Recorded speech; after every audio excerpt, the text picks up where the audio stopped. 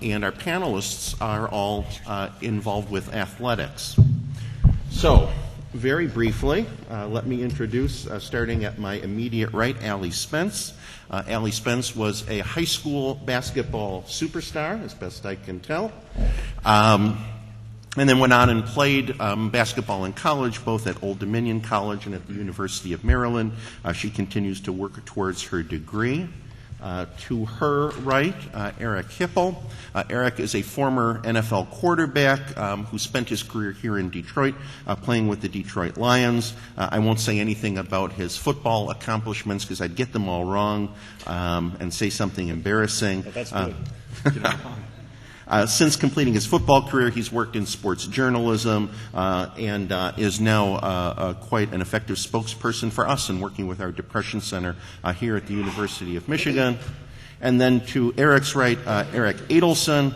Eric is a sports journalist working for ESPN magazine. He's written for them since their inception in 1998.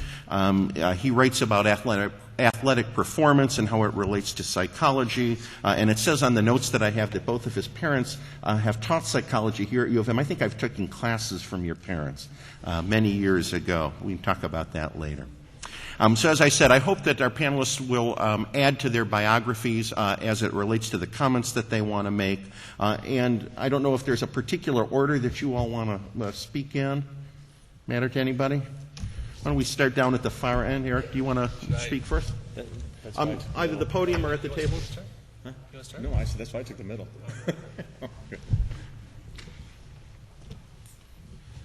Can everybody hear me? Okay, I'll try to be as loud as possible. Eric was a great quarterback. He was a hero of mine. Yeah. He really was.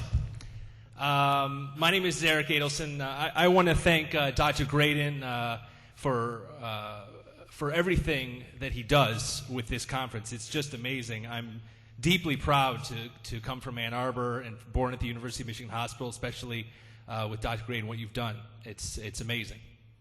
Yeah. And I want to thank the chief organizer, Sarah Newland. Sarah, when it's time for you to go, I hope you realize that you done really good here. So thank you too. The thing I hear most from athletes when they talk about their depression is it feels like a mountain that I cannot climb.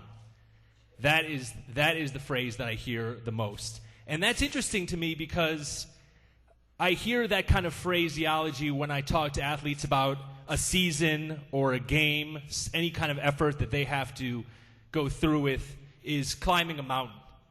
And what was interesting about the last year, since I spoke here last, was I actually had a chance to talk to some people, some athletes who had climbed the mountain. And I thought when I started to talk to them that, wow, the view must be great from the top of this mountain. I had a chance to talk to, over the last year, some Olympians. I had the privilege of going to Athens, and I did some stories on some Olympians. The first Olympian I did a story on was a guy named Ian Crocker, a swimmer, who turned out to be a gold medalist in Athens. And he made it to the top of the mountain. He was 18 years old when he swam in Sydney, and he came back to his home state of Maine. He was the first Olympic swimmer ever from that state. They gave him the key to the city. They gave him limo rides everywhere. He was a state hero. He went off to the University of Texas at that age to start his career there. And 2 years later, he couldn't get out of bed in the morning. He didn't want to swim anymore. He didn't want to finish college. He didn't want to go anywhere. He didn't want to drive his car. He didn't want to go to the mall. He was depressed. This guy who had everything going for him, who had succeeded on the ultimate level, 2 years later, he didn't want to think about the Olympics. He couldn't go on. And I thought that was interesting, considering somebody who had been that successful in athletics got that depressed so quickly after achieving. And so I talked to some other Olympians. I talked to Alan Johnson, who was a gold medalist in 1996 in Atlanta, a hurdler. And I asked him about this, and he said, I too had depression after Sydney. I finished 4th, and even though I already had my gold medal, I was mad at the world, and I didn't want to go on with my career. And then I asked another Olympian, this one, a retired Olympian, Dwight Stones. You might have heard of him. He was a fabulous high jumper in 1984 in Los Angeles. And he went on to a career in commentating, and really one of the most eloquent athletes I've ever spoken to. And I asked him about this, and he said, I had depression after I retired. Because even though I had the perfect career, after it was over, I didn't know what to do next. I had no plan B. And so what we have, which surprised me, was that it's not just not being able to climb the mountain that's hard for a lot of athletes. Sometimes it's even harder to be at the top of the mountain and wondering what to do next. And so I'm actually now working on a story on Michael Phelps, who is a student here. Probably the most celebrated Olympian that we have in this country. 19 years old, 8 medals in 8 days, 6 of them gold. I think he's the greatest swimmer who ever lived. And he came back, and he was king of the world. He had a street named after him in his home, Baltimore. And he came to Michigan as a student, as a freshman. And he ended up feeling like he didn't fit in here. Because part of him didn't know what to do next, even though he had done everything. And he has not been diagnosed with depression, I should say. He is working through his adjustment. But it's interesting that somebody who is that successful and that achievement-oriented had trouble sometimes figuring out what to do every day, even though there were a million people, and I'm sure a lot of you among them, who would like to spend the day as Michael Phelps or spend a week with Michael Phelps. You got to get that? Sorry. It's okay. So I think that the lesson that I've gotten from this is that for every athlete who is so bent on making it to the top of the mountain, it really doesn't matter where you stand on that mountain, how big that mountain is, whether you're at the top of it, if you're at the bottom of it. I think all athletes desperately need that mountain. And it doesn't matter whether you're famous or rich or successful or if you have gold medals. The mountain is inside, and for every athlete, it's sometimes too hard to look at and harder to climb. So I wanted to thank you, and I'll introduce Eric.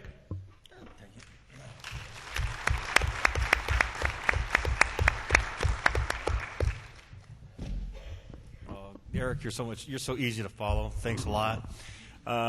First of all, thanking Dr. Graydon and Sarah and also Lisa, who are all leaving. But I got you one up because I wore my Michigan tie. So there. It's interesting to note that we are all driven people in whatever fields that we decide to go into. We're driven. We're driven to succeed. The only difference probably between the athlete and any other profession is the fact that we seem to want to hurt ourselves. We seem to look for painful ways of being successes. In so doing, it brings us to a point of, you talk about the mountain. Getting over injuries is a very difficult thing to do, and it's a very difficult part of being an athlete, is what do you do when you're injured and how do you come over that. But in the bigger part, and I'm going to start here and I'll work backwards. It was not too long ago, probably about 3 or 4 weeks ago, I was sitting next to, and we're doing a little autograph session. I had a guy who retired in '98 who turned to me and asked me about some of the work that I do here. And we got into a discussion, and he said, I think I'm one of those guys. And he couldn't understand the idea behind it, because we are athletes, and we are supposed to be tough. We're supposed to take on physical pain, but we're not taught to take on the mental pain. And that's what we don't deal with. So as much as we want to take on that physical pain, it hurt us, and that's all right, that's okay, that's what we're expected to do, that's what we want to do, and that's why people watch us on TV. We're entertainers. And but he turned to me and he said, I think I'm one of those guys that suffers from depression. And we got into a discussion about it. In fact, he had attempted suicide. And so I proceeded to ask him if he's getting treatment and is he talking to somebody. And the fact is that he is. And he had this discussion with his wife. And I thought, this is a 98. This is a great thing to have, this guy to bring this up to me. Because in the past, the days that I played, let's go back 20 years ago at least, we didn't handle things that way. In fact, the stigma that was there at that time was not to talk about anything that was bothering you at all. I don't care if it was an injury, you didn't talk about it. You tried to play through it because you wanted to be on the team. You wanted to be the starter. And you talk about climbing that mountain. Okay, you finally climb that mountain and you become the starter, and there you are in the pinnacle of the media and the world, basically, who's watching you. But what happens is when something happens that you don't expect, maybe it's an injury, maybe the next guy comes along and plays better, is a slide down the backside of that mountain. That's the difficult part. That's when you hit bottom. And bottom is a tough place to be when you can't talk about it. In fact, it's almost an impossible place to be. You can't sleep. You can't get up in the morning. Your mind thinks about these things. I don't want to do things. Your recovery rate for healing goes way down because you're not motivated to get any better because what's the use? My career might be over anyway. So then you try to climb back up that mountain. And climbing back up that mountain takes a lot of willpower, and it also takes a lot of help. It takes a lot of teamwork. And that's where the destigmatization that we're talking about now needs to be fed, is teamwork. Talking with others, making sure everyone understands we help each other. Because getting back up that mountain again is what is the most difficult thing to do. Staying in the valley and not getting out of bed and dealing with that is very, very, very painful. And you can't pull yourself up. You need somebody else to help you push you up the side of the mountain.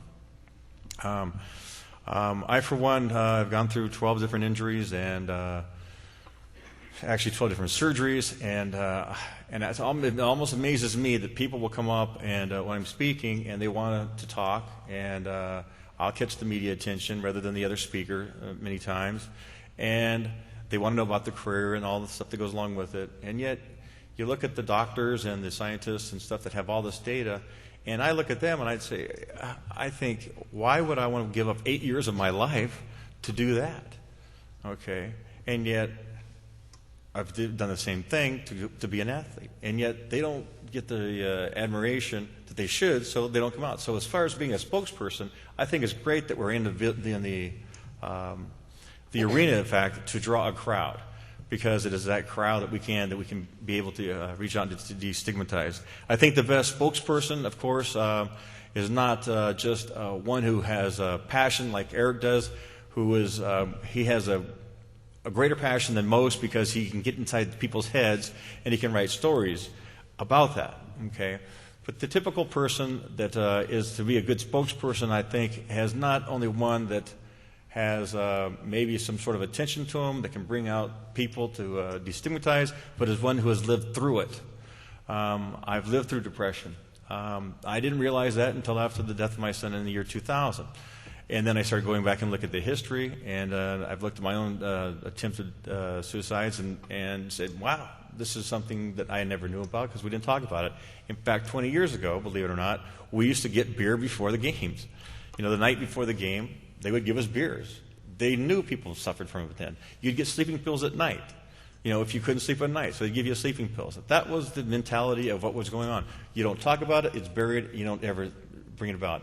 Now at least we have a guy like I just mentioned earlier in 98, who retired in 98, and it takes about 4 years to 7 years for most of these guys, I'm talking about professional athletes, to come back out of their shell and to start reliving and going back and can face football again. In about 7 years, then they want to get active again, back into it through some sort of interaction. But it takes about 4 years for them to realize that they're not going to play again, and that's usually when some sort of depression sets into them, if they have a predisposition to it.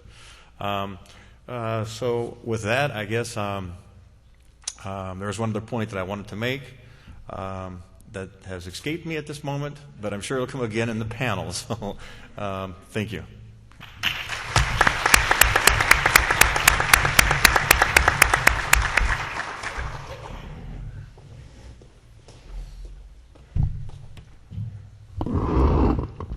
Hi. I was brought here today to speak in first person, to talk about my personal story, my personal experience with depression, and being an athlete. So I'll tell you a little bit briefly about myself to give me some credibility up here, and then hopefully we'll get to the question and answers really, really shortly. So I graduated high school in 1999 in Colorado. I was a first-team parade All-American, and I signed a full ride to the University of Old Dominion to play basketball. I had a great freshman season at Old Dominion. I was Rookie of the Year in the conference. We made it to the Sweet 16. Life was good. Everything was great. I would say in the middle of my sophomore year at Old Dominion, things in my life started to shift. It had nothing to do with my performance on the basketball court. My mood, my struggles had nothing to do with the stresses of academic life or the stresses of being a student athlete in college. It had more to do with some of the other issues I started to face being in the atmosphere in college with sexuality, questioning myself, questioning other people around me, and questioning how I was raised. And all these things started happening at once, and by the middle of my sophomore year in college, I was depressed, and I finished at that year, at my sophomore season at Old Dominion, and I played in Italy that summer, all the while struggling inside, but putting on the smile outside, and performing pretty well on the court, still a captain of the team as a sophomore. And going into my junior season, things started to really, really go downhill. My grades went from A's to B's to not going to class to maybe C's and D's. And by the middle of my junior year in college, I walked into my coach's office after a huge overtime win against Penn State, which I played 40-plus minutes in, that we won. I walked into her office bawling, saying that I needed to go home. I needed to take care of things in my life, that things weren't good, and I needed to make it a priority. So I went home in 2002 and stayed there for a year, and that's when I was clinically diagnosed with depression. I worked with therapy and refused medication for an entire year at home because not only was there a major stigma and a major fear in my mind of depression, but there also was a major fear of putting a pill inside of me, and it was still something at that point that I was trying to white knuckle, that I was trying to push myself through, that I just wasn't strong enough, that I didn't have enough willpower, and I'm gonna do it by myself. No matter if it takes a year or 2 years, I'm not gonna take any medicine. I started to feel better, but my episodes were going up and down, and progressively getting worse. I chose after a year and a half to go on medication, and I also at that time was missing the court, missing basketball, missing my passion in life, and decided to get released from the University of Old Dominion, who they were holding my scholarship, and transferred to the University of Maryland for a fresh start and a new opportunity to play basketball. I played last year at the University of Maryland for Coach Brendan Freeze. I started, I did all right, and with 2 games left in the season last year, I was kicked off the team and kicked off the roster, and basically was erased from the program because people got tired. The excuse I had was people got tired of dealing with it, of dealing what I was dealing with, and that's kind of the story that I'm here to tell. And also, I asked, what should I say? What would be some good advice, or what do people want to hear? And the advice I was given was, what could people have done, specifically coaches and administration, what could they have done differently to maybe have changed and made the experience a little bit better as a student athlete? And I'm not here to badmouth any program or any individual. However, I'm here to tell the truth and to tell my experience as it happened for me. And I can tell you that I played 2.5 years for Old Dominion University. I was a key component to the program. And when I left the university, I didn't hear from a single coach. I heard from a few teammates, but I didn't hear from a single coach for over 8 months. Not a call to my parents, not anything. But there were speculations. Obviously, I didn't know what was going on. So then in the paper, it was I was pregnant, or I had a drug addiction problem, things of that nature. So there are lots of things being said in Norfolk, Virginia, while I'm at home in Colorado. So I didn't feel obviously comfortable going back to a situation where I wasn't cared about as a person before an athlete. And so that's why I decided to transfer. But I found that the situation wasn't much different where I went. Although I got compassion in the beginning, it wasn't there in the end. And all I know is I had a teammate last year who tore her ACL 2 games into the season. I can tell you that she got 24 hours a day, 7 days a week treatment and rehabilitation from at least 2 trainers every day. And she was on the bench. She traveled with us, and to this day she's still there. She's not playing, but she's on scholarship. She travels with the team. She's a huge part of the team, and she had an injury. So I think the difference is, the stigma is that a mental injury, a mental illness, is no different, in my opinion, than tearing an ACL, breaking a bone, but it's treated entirely different as an athlete, especially at the collegiate level. And I think that is what I'm here to address. Thank you.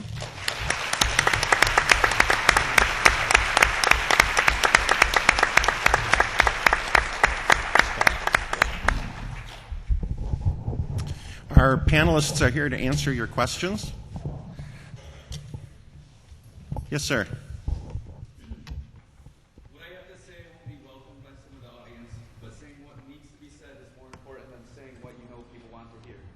With that apparent ineffectiveness of advocacy by Terry Bradshaw, Ricky Williams, Ian Crocker, the Torpedo, Demetrius Underwood, John Howell, Barrett Williams, and the former Detroit Lion found wandering down Woodward a couple of years ago, what is one to expect of those sports figures who are well-intentioned but are following in the same footsteps of those who came before them? Should we expect nothing, so that if they do accomplish something of some importance, there's less chance for disappointment?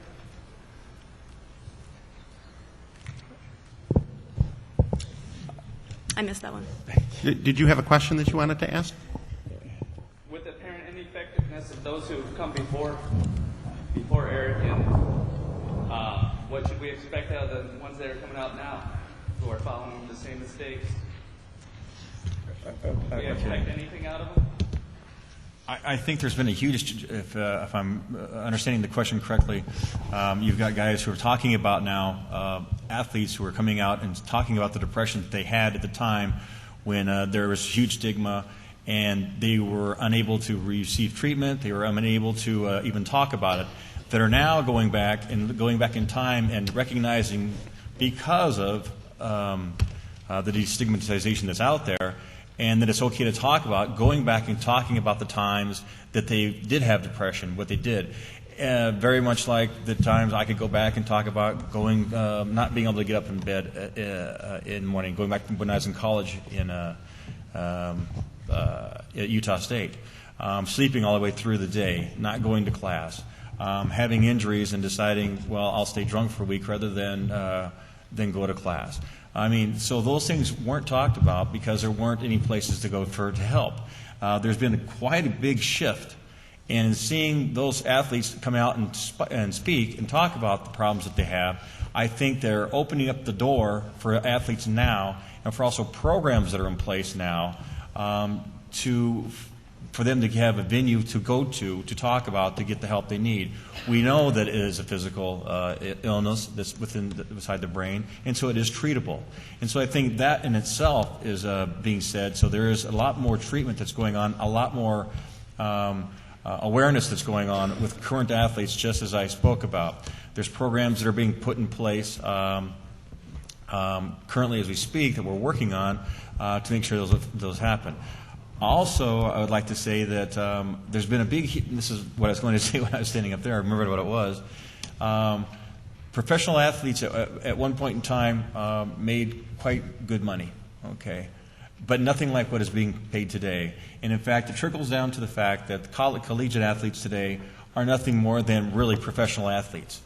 And so the pressure for them, not only for their academics, but also to please the coaches, also to be on time, to go to school, to make grades, and also in the back of their mind the ability that if they do make it to the pro levels, it's like holding a winning lottery ticket, because they won't have to work again for the rest of their life. They'll be able to play the sport they want, okay, and not having that happen, okay, and obviously not all athletics have the pro level aspect to it, but certainly they do in collegiate football, that if you don't make it, and all of a sudden you spend all that time with expectations and you don't make the professional levels, or you only make it for a year, and your winning lottery ticket is tore up and it's gone, what do you do then? And I think a huge emphasis needs to be made on the collegiate athletic level to work with the depression area with the athletes in college. Can I add something? I mean, the hard truth is that there's really not much improvement. I mean, Eric, you're right. There's a world of difference between now and 20 years ago. A world of difference, but there are still major problems. And I think in some ways, some of those problems are worse than ever.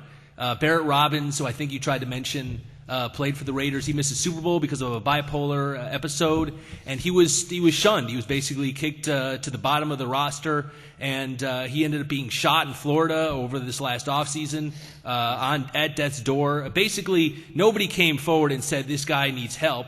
He was basically either a laughingstock or just disrespected. Alli Spence, I applaud you for saying the things you said.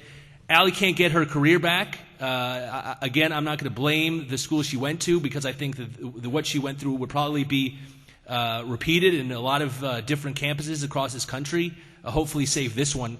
There is so much work to do, and it's only a little bit better than it was before.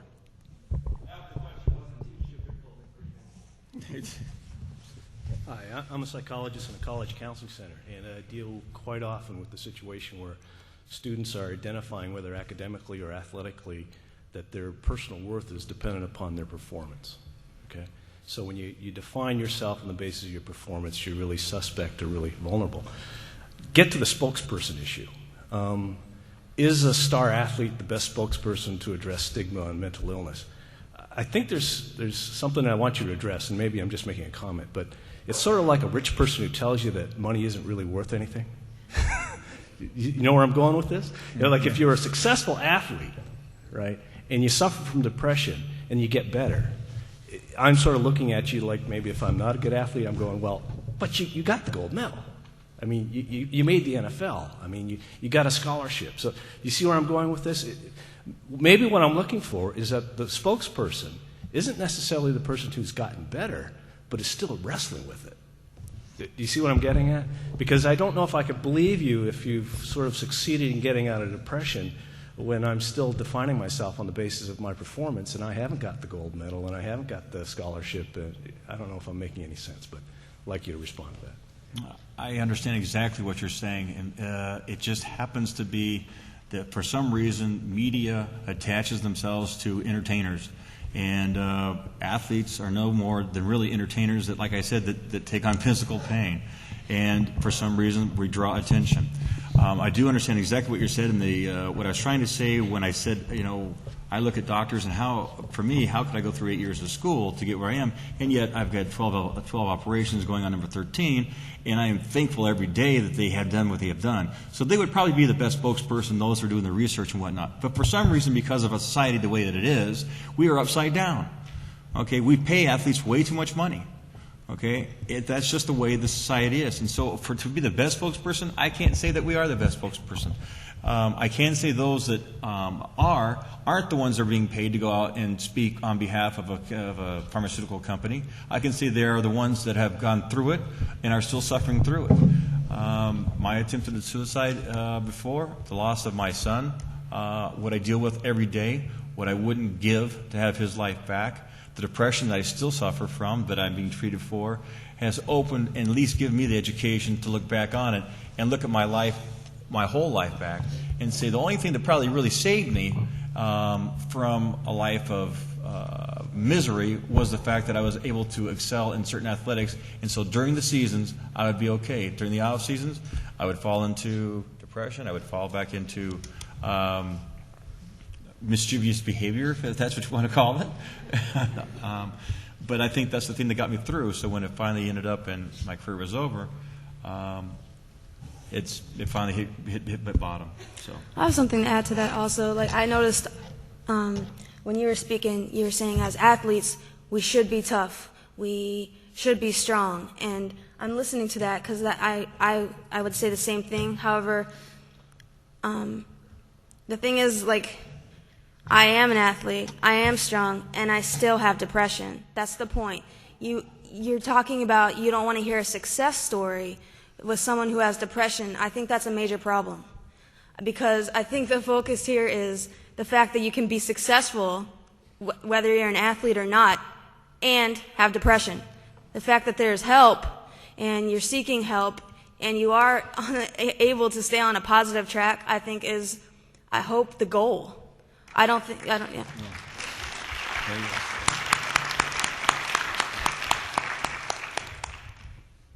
That was it.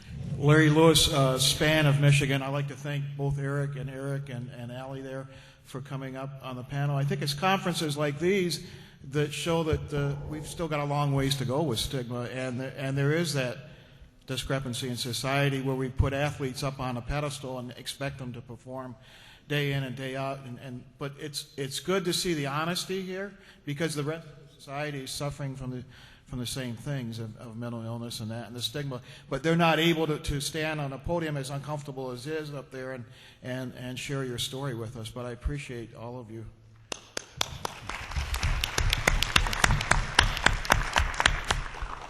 Hi, my question is for Alli. Alli, I'm a former Terp. So I watched you play, so I know you were very good. I enjoyed watching you. I want to commend you for being a spokesperson. I think it's wonderful to have an athlete, female athlete, who's willing to come up and say what she needs to say about what her story is and how she was treated. I'm a psychologist now, and so my interest is in knowing, one, you were in 2 major very high-profile programs. And I'm wondering what kind of services or support you were offered, because I think that's important for all of us to know, through the department.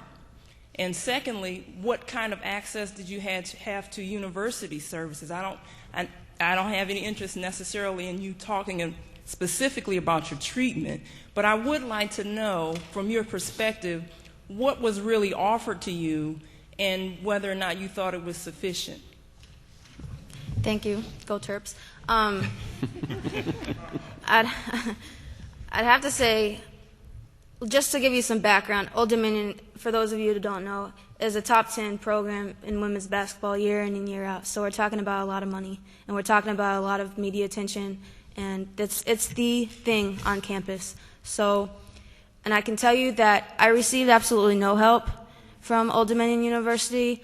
I was never asked any questions. I'm grateful and thankful and lucky enough and fortunate enough to have 2 wonderful, loving parents who pulled me out of the situation and got me the got me treatment. Whether it was the right treatment at the time was another story, but it was help. It was something immediate, which my Old Dominion University didn't provide at all.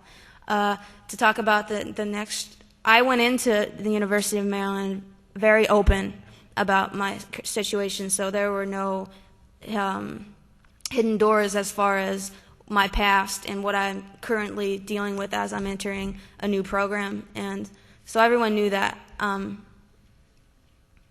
I received no help at the University of Maryland to this day, and which is why I wasn't able to continue school there, because, as we all know, one of the major processes in getting better with depression is support, and it's sad. It's sad when, as an athlete, I had tremendous support. I had tremendous support from teammates, from fans, from coaches, from athletic administration down the line. But as a person, I had zero support at both of my universities. This is a two-parter. First part is for Alli. Yesterday, when you were interviewed on the radio here in Ann Arbor, Eric was with you. I'm asking for clarification. Did you mention during that interview that some sort of chemical reaction within yourself was identified as a precipitator of the depression, or was it just personal issues that accumulated in your life? I'm really searching for, was after the fact, was a chemical hormonal imbalance identified as a part of your diagnosis? Well, from my understanding, clinical depression is an imbalance of chemicals in the brain. So, therefore, yes. And I'm just wondering if you had mentioned that yesterday without really getting into it. Okay, well, yeah, I don't think the chemicals just crashed. There were definitely triggers in my life who made that which contributed to that reaction that I personally had. So yeah, I had a lot of personal things going on. No different from many other college athletes who wouldn't have similar reactions to the ones I had. But I just want to make it clear. So yeah, I had both. And I'm wondering if the second part, if the chemical part, is addressed along with the counseling and whatever other treatments you may have received, if time is spent on those issues. Right. That's medication. That's what that's for, to rebalance the imbalance in the brain. All right. The second part is more of a larger issue, societal issue, and that goes to what has got to take place in order for major change to occur. And if Eric and Mr. Adelson are in the business of trying to destigmatize, and they view themselves as change agents, I'm wondering, what role does the NCAA at the governing body have in affecting a university such as the University of Michigan and the problems that are well publicized here over the past year in areas like this? Or what role does the NFL under Paul Tagliabue have in addressing, he being a spokesperson for the whole area of mental illness, to the point of not only having a trainer on the field to treat the physical disability, which is acceptable, but also to have more than one or two sports psychologists in the entire NFL that are once in a while mentioned during the entire league of 6 to 8 months. And so I'm really looking at major change, not the day-to-day destigmatification that might be said over the coffee clutch, but what responsibility, and I'll just conclude this, does the NCAA, do the governing bodies hate to mention Congress at this moment in time as a result of steroids and so forth. That was pretty much of a afterthought. What role do you feel in terms of major change do major bodies play in really bringing about something that in 5 years from now, both of you could sit there and say, hey, we have seen significant difference over the last 5 years than when we sat on a panel in 2005 at Michigan? I'll speak briefly on this, and then Eric, if you want to chip in. The NFL Association does have, for every team, has identified a couple different psychologists and psychiatrists for athletes to see if they need to see them. The trouble is the mistrust. In fact, within any given team, if the trainer is usually the one that notices it and will take it to the team doctor, and they will usually go in-house and find their own psychologist or psychiatrist to talk to, rather than have it go to the NFL appointed psychiatrist, only for the fact of mistrust. They don't want that information out and have a possibility of a leak or a player going somewhere else. So it is highly it's not utilized. Okay, the trainers are probably the best to know what's going on because they can tell when an athlete should be getting better but is not getting better. There is something that goes on within the mind that the pain threshold is less than what it should be when somebody is depressed, and so their ability to heal is slower. I would say that in the long run, and I don't know if it'll happen before my lifetime is over, but I target youth, and the reason I target youth partly was because of my son, but also because if we can treat earlier, they'll be grown up with that idea of destigmatization, and they will be able to seek treatment, and they will be able to be educated as to what's going on. No different than if you were to go to a doctor and was unable to express that your throat hurt or had some illness and didn't know how to tell them this is what's wrong. They're running about every test on you before they find out what's wrong. But if you're able to go to the doctor and say, this is what's wrong with me, this is what I'm doing, then the doctor has much more chance of identifying the fact that you're depressed and can get you the right treatment. So my hope is by targeting young people, and I'm talking as young as middle school through high school, that we can treat earlier and educate earlier so that maybe at the end of my lifetime, we won't have this problem that we're talking about now because education will have been out there and the stigmatization will have fallen. But right now, currently, the governing bodies like that you talk about, it is still, as Eric said, not a lot being done because people don't want to hear, especially an athlete, does not want to be pegged down. It's hard enough to become a starter. It's hard enough to go through all those physical battles. It's hard enough to hold on to a starting job, to have all of a sudden say, well, I feel weak, or I feel this is what's going on with me, and all of a sudden you become a lesser part of the team. And there's some aspect mentally that you feel like you're letting your teammates down. And that's another thing that you have to fight with. So, Eric? Change the name. If I had to do one thing for this cause, it would be change the name depression. It's not the right name. Depression is something, it's the connotation, I don't have to tell you, is sadness. They're having a bad day. And people think, even when I hear that athletes say, I had depression, I have to ask them now, did you have what kind of depression? Did you have clinical depression? I don't think I should have to ask that question. I think that if there was anything that could be done, it would be to change the name. If you turn on ESPN tonight and said that somebody had a grade 6 concussion, then that would be a serious injury. And depression just doesn't connote that kind of problem, whereas the word concussion certainly does. So if there's any way, Dr. Graydon, I know maybe you have the power to do this. You do everything else. Get Sarah involved. Change the name. And in all seriousness, because I think that's the number one problem, is that especially in sports where we have all these active verbs, tackle and slam, dunk, depression is such a weak word that describes such a terrible, terrible condition.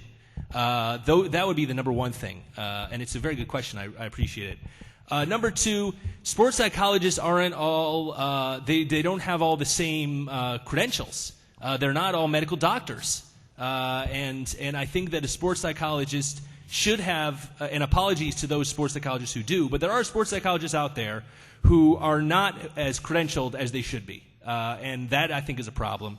In terms of the question of the NFL just actually started a hotline for a confidential hotline, which I think is a great thing. But I think the USOC should do that. I think the NCAA should do it. There should be a number that an athlete can call and get help. Maybe even put it on a student ID. I don't know if Michigan Student ID has a mental health hotline, but it can be at the bottom of the back of that ID that somebody can call and say, I need help, or I just want to talk to somebody. And lastly, post-event help is non-existent, especially the USOC. The USOC is amazing about preparing athletes every step of the way. Alli spoke to this for getting ready for the games. But after the games, there's no follow-up call, there's no support, there's nothing. Basically, everybody just gets on a plane and leaves the Olympics and see you in 4 years. I think that the USOC and the NCAA can call these athletes and be in touch with them more, especially after big events are over. Just one follow-up thing to that. I think the coffee house roundtable conversation is super important because I think people are really misinformed. I was misinformed before I had depression. I was ignorant to the fact. People don't understand that it's not a choice. That's why I am 100% confident in speaking up here without shame, because it wasn't a choice for me to be depressed. I made no bad choices in my life or made no decisions that I regret that gave me the diagnosis that I had. So I think there's just major misinformation. And Eric and I were talking about the word depression. Like, people all the time, oh, my shoe has mud on it, I'm so depressed. No, you're not. Like, it's a major, there's a major misconception with the word, with the illness itself. So I think the conversation is very important to have. Our time is up, but I know that I'll get in trouble if I don't give Dr. Graydon his opportunity to say whatever it is he wants to say down there. So go ahead. What I was going to say is the theme today, again, has been stigma as a barrier. We're generating a lot of knowledge. Treatments are getting better. We're making great progress. At the same time, we are recognizing there are a lot of barriers, and those who were fortunate enough to hear the skit and see the CRLT players, I think it was semi-discouraging to me to realize everywhere you turn, you run into a new set of barriers. What you are doing up here today is describing these in one world. And I just want to point out, first I want to commend. Second, I want to point out that we could and probably should have this if we were able to pull it off with politicians, with executives in a corporate upper echelon setting, with individuals who are in medical circles, who are not necessarily in psychiatry, doctors. We could be sitting here in most segments of the world doing this right now because stigma is pervasive. What I think really deserves to be said is that there has been progress made in finding individual spokespersons from each of those worlds.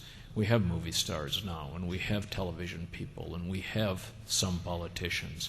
I'm going to close this by sort of telling a little joke when he's died now, but when Governor Lawton Chiles of Florida was running for re-election, apparently something leaked out, and I gather that he must have had a clue. I never talked with him personally, but somewhere along the way, he must have had a tip-off. Either that or he was very quick, because a reporter raised his hand in a press conference and said, Governor Chiles, we understand that, and this is 10, 12 years ago, that you have clinical depression and are being treated with Prozac. What do you think the voters of Florida think about the fact that their governor, the one making decisions, might have depression? And he said, absolutely, I'm on Prozac. He said, for those of you who wonder about this, you probably should know that I've been on it for the past 2 years. And he said, I've been making those decisions, and I think I've been doing a pretty good job. And I think when my opponent sees tomorrow's polls, he's going to wish he had some too. And intriguingly, he was reelected. One of the things that all of you have done is to illustrate that silence is probably the worst opponent of this. And I think by doing this, little by little, we're making progress. Eric could have told you, and it's premature yet, but we've actually got some initiatives going with the NFL Retired Players Association. There is an invitation tonight to these three people sitting up there to go over and meet with the Department of Athletics in this university. Progress is being made. The discouraging part of today, and I'm an optimist, is that this will take time. I mentioned earlier about when cancer stigma started to float away. Katie Couric was doing this piece on colon cancer 3 years ago or 4 years ago, whatever it was, and at that point in time, the number of individuals seeking colonoscopies absolutely skyrocketed. Every step that we take, and all of you have done a little bit on this today, we're making a difference. And so I just wanted to close not on a pessimistic note, but by saying all of us need to stay at this, because this isn't going to happen in just 5 months or 5 years perhaps, but we're making progress. So keep it up, and thank you.